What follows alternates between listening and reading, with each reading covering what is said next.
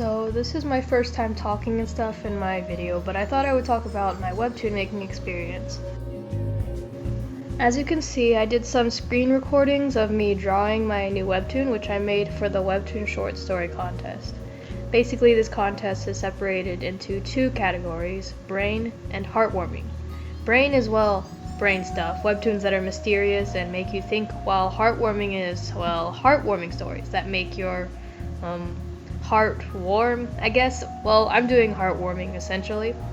My webtoon is called Starburst, and it's basically about this girl, Naomi, who has the braid, and how she wants to get all her friends back together years after a mysterious fallout in their group, which will be revealed later.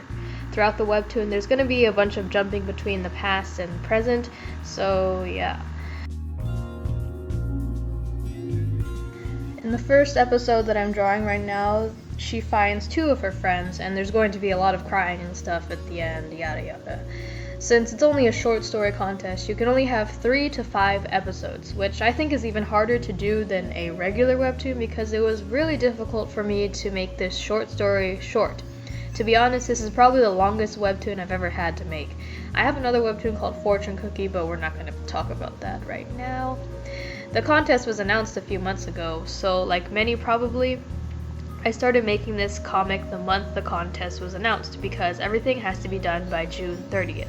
My problem is I spent the first month planning the entire story as well as sketching and storyboarding rather than drawing the actual webtoon. Not to say storyboarding isn't helpful, but I shouldn't have procrastinated basically. But I recommend storyboarding because it makes it so that you don't really have to think about what to draw for the real thing, especially when there are a lot of panels involved. Trust me, 55 panels does not look long in a webtoon. Because I actually have a lot of connections to keep track of within the story, I also keep a journal for writing down things related to the timeline and characters and their personalities and stuff. I think writing might also help you remember certain details personally while making you familiar with the story and important events.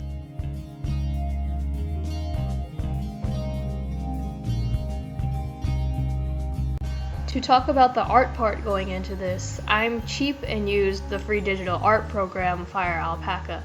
For the most part, it's pretty good, and I'd say usable for making comics and such for people who can't afford, let's say, $100 subscriptions to Adobe. Just saying. When drawing my panels, I kind of go all over the place, finishing things that are just more convenient to finish at the moment because I never do anything in chronological order. I didn't even write the story in chronological order.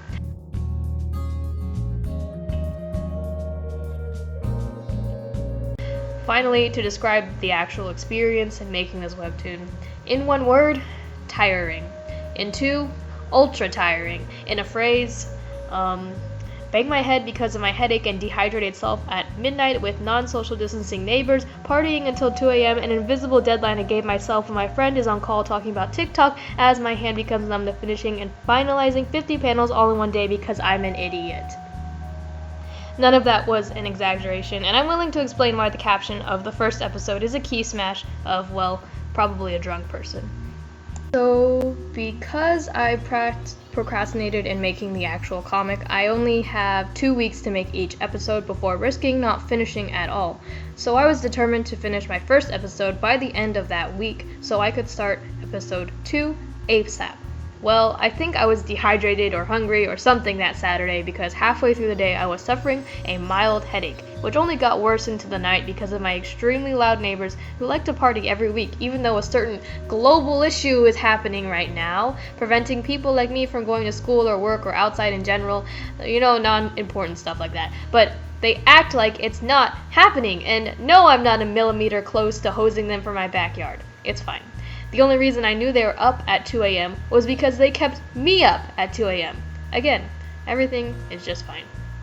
Anyway, I guess that's why I'm a midnight song, because I stay up till midnight to bad country music when I'm supposed to be finishing a webtoon.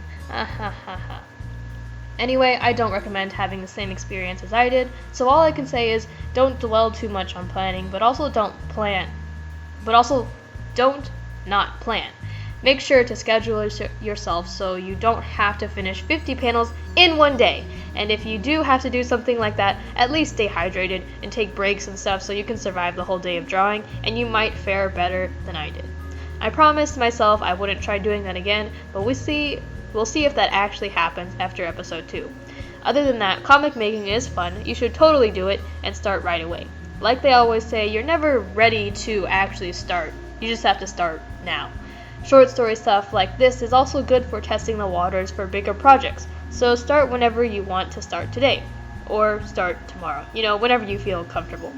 I hope you enjoyed hearing about my experience, and hopefully you enjoy yours in whatever you're doing. Feel free to stick around for the end of the video as I'm coloring and sketching and line arting and all that kind of stuff for this first episode. Or feel free to even stick around to subscribe to my channel, because I will be updating on the rest of my comic making experience for every single episode that I'm going to make for this webtoon.